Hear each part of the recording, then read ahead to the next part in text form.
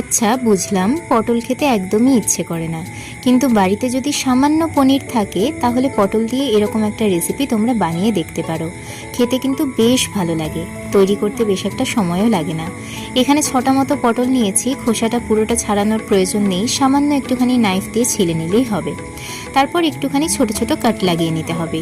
নুন, হলুদ আর সামান্য চিনি মিশিয়ে 10 মিনিটের মতো রেখে তারপর গরম সর্ষের তেলে ঢেকে ঢেকে একটুখানি সময় নিয়ে ভেজে নিতে হবে। একটা বাটা মশলা তৈরি করতে হবে, যার মধ্যে যাচ্ছে সাদা তিল, গোটা জিরে, গোটা ধনে, গোটা মৌরি আর গোলমরিচ। কয়েকটা কাঁচা লঙ্কা নিয়ে মশলাটাকে বেটে নিতে হবে। তারপর পটলগুলো ভাজা হয়ে গেলে ওই তেলের মধ্যে গোটা গরম মশলা থেতো করে দিয়ে দিতে হবে। যে মশলাটা বাটা হয়েছিল সেটা, আদা বাটা, টমেটোর একটুখানি পেস্ট, তারপর দিয়ে মশলাটা কষিয়ে নিতে হবে। 1 বাটি পরিমাণ গ্রেট করা পনির দিয়ে তারপর জল দিয়ে ভালো করে ফুটিয়ে নিয়ে ভেজে রাখা পটল দিয়ে গরম মশলা আর ঘি দিলেই রেডি।